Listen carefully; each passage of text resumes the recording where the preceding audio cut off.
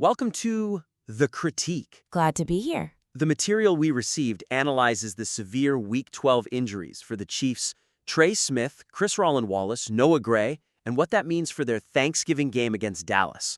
So, let's jump right into the tactical side of things. Let's do it. To really elevate the impact of this piece, it has to move beyond just listing who the replacements are. It needs to deeply explore the tactical vulnerabilities these losses create against a very specific, very strong opponent. Right, that's the absolute core of it.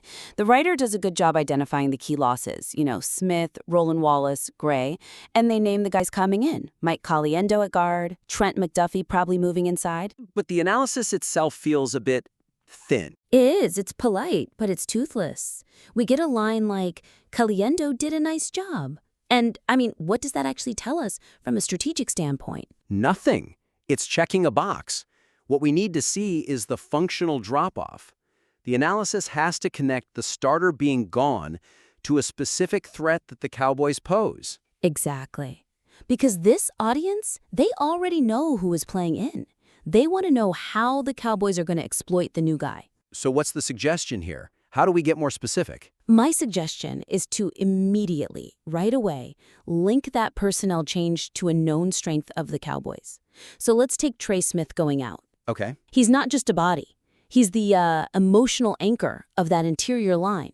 He makes the calls. Right, so instead of just saying Caliendo played okay, you need to zoom in on the specific pressure he's about to face.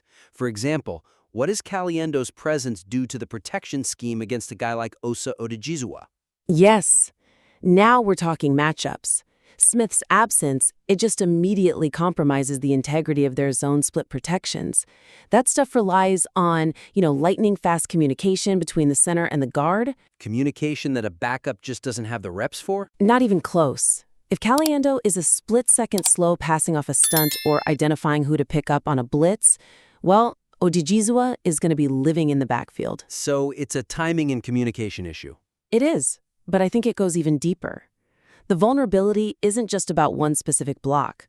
It's about the game environment. You mean the noise? AT&T Stadium? Exactly. When that crowd gets going, verbal calls are useless. The O-line switches to a silent, non-verbal system. And who is that system usually anchored by? The veteran guard. Trey Smith. Trey Smith. So if he's not there and Caliendo hasn't had thousands of reps in that silent count, the risk of a pre-snap penalty or a totally busted protection on 3rd and long, it just goes through the roof. That's the kind of high-level detail this analysis needs. It moves beyond just physical talent and into functional reliability under extreme pressure. Okay, let's apply that same logic to the defense. Chris Roland Wallace is out with that back injury. And the material correctly notes that this probably means Trent McDuffie shifts back into the slot, but it's missing a key piece of context. Which is? McDuffie has been playing a lot on the boundary lately, and he's been really good there. So when Roland Wallace goes down, you don't just lose one player. You create a brand new hole where McDuffie was. Ah, okay. The void he leaves behind. That's where the real tactical problem is. Absolutely. Because if McDuffie has to slide inside to deal with, say, CeeDee Lamb and his ridiculously complex routes. Then someone else has to take his old spot on the outside. Exactly. A much less experienced player, maybe Noel Williams or somebody else. And the concrete example here is just devastatingly clear. That backup corner is now one-on-one on an island against George Pickens. A guy who thrives on vertical routes and contested catches. A total physical mismatch. The Chiefs are basically forced to trade reliable slot coverage for a huge, high-risk gamble on the perimeter. So the writer needs to frame it that way. It's a calculated risk the defense is being forced into. They're prioritizing stopping Lamb's volume over preventing a huge explosion play from Pickens. Yes. And when you name those specific matchups and you outline what happens if they fail, a 50-yard bomb down the sideline, the analysis suddenly has real weight. It's not a generic injury report anymore. It's about manufactured mismatches. And that idea of focus, of weight, leads us right into our second critique. It's about the narrative. The structure of the piece itself. Right. The crucial narrative arc here is that the Week 12 win came at a considerable cost. But that idea gets diluted by mixing in updates on non-critical lingering injuries right alongside the 3 guys who were actually ruled out. This is a classic case of trying to be too comprehensive. The writer lists every single guy who might have a limp, and in doing so, they actually weaken their main point. We see it right in the text. You have these sudden game-altering losses. Smith, Rollin Wallace, Gray, lumped in with guys like Rashee Rice, who finished the game just fine. Or Xavier Worthy, who's been playing through stuff for weeks. Or, Isaiah Pacheco, who is still working back from his knee injury. Yeah. When those little updates share the same paragraph, the same narrative breadth, as a starting guard being ruled out on a short week, it turns a 5-alarm fire into like a minor inconvenience. It just lowers the stakes. Completely. The severity of losing 3 starters mid-game is the entire story here. Everything else is secondary. So the suggestion for improvement here is pretty clear. Create a structural separation. A clean break. You need a dedicated crisis category section. Just hammer the reader with the emergency first. Here are the 3 guys who are out, here are the replacements, and here's the specific tactical risk we just talked about. And then everything else, the lingering stuff, can come later. Much later, an update like Rashee Rice finished the game no worse for wear. That should be a footnote. A single sentence to clear up any confusion, but it shouldn't steal any of the narrative oxygen from the real crisis. And this is especially true for a player like Pacheco. Oh, absolutely. Unless his status has changed dramatically overnight and he's suddenly out for the game. Telling this audience that he's still working his way back is, well, it's redundant. We know that. It's just taking up space. It is. It's taking up space without sharpening the focus on the immediate, sudden personnel changes that are going to dictate what happens on Thanksgiving. So by streamlining the injury report this way, the structure of the article itself starts to reflect the gravity of the situation. The personnel crunch feels bigger because the reader isn't getting distracted. Focus is power. When you create that separation, you're making an editorial judgment. You're telling the reader, this is the thing that matters. This is what could lose them the game on Thursday. And that urgency, that Thursday game, is actually the heart of our third critique. The timeline. Exactly. While the short turnaround to the Thanksgiving game is mentioned, the material could heighten the sense of urgency so much more by weaving that time constraint directly into the analysis of each specific injury. It really could. Right now, the short week, Monday in the building, Wednesday travel, Thursday game, it feels like a footnote. Just context.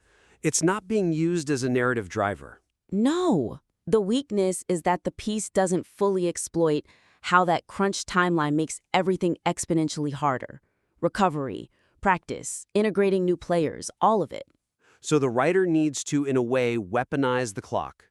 Use the specific, brutal reality of the schedule to frame why these injuries are basically impossible hurdles for Thursday, and why the replacements are at such a disadvantage. Let's start with the clearest one, Noah Gray's concussion. Okay. This is a perfect example of the time constraint being a functional impossibility. The analysis needs to explicitly connect the dots between the very rigid, mandated NFL concussion protocol and the actual hours available. The injury happened Sunday afternoon.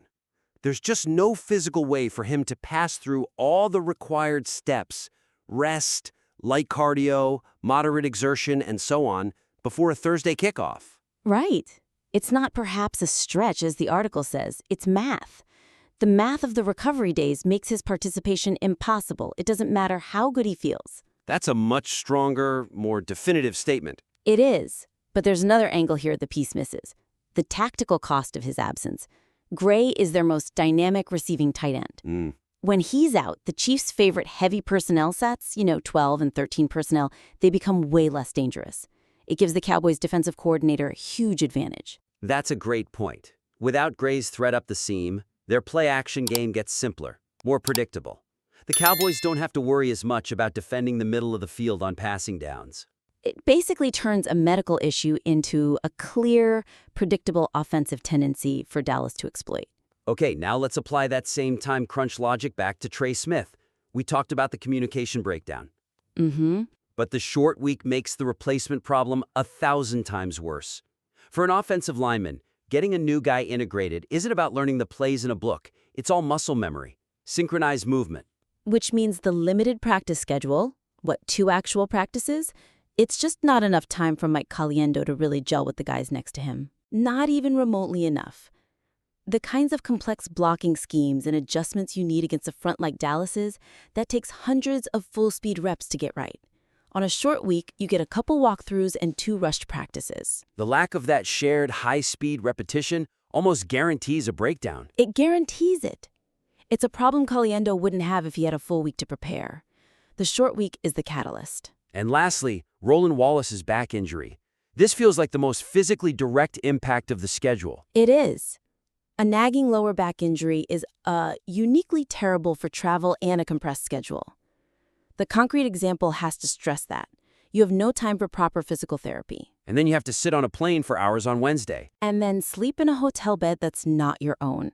It's an absolute nightmare for a guy whose job requires sudden, violent changes of direction. The travel schedule itself becomes a compounding factor. It makes his absence a near certainty. So by using that short week as a specific tension driver for each player, the piece really elevates its drama. It's not just an injury report. It's a true operational analysis. Exactly. It moves the article from just reporting the facts to predicting strategic outcomes based on all these integrated constraints. This has been a really insightful critique. We've covered a lot of ground here on how to maximize the depth and focus of this piece. I think so.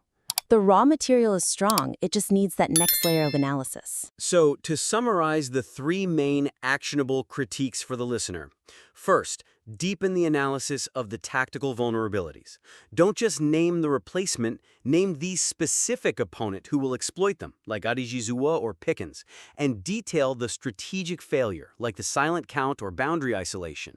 Second, streamline the structure of the injury report. Create that crisis category. Separate the immediate game-changing losses from all the lingering, less critical issues to really hammer home the severity of the situation. And finally, use that short Thanksgiving week as essential tension driver. Connect the time constraint directly to why each player is out, the concussion protocol math, the lack of O-line reps, and the physical toll of travel on a back injury. You implement those changes, and this piece goes from being a good report to an essential piece of strategic football analysis. We encourage you to revise the material using this feedback and submit it back for another critique. Thanks for listening to The Critique.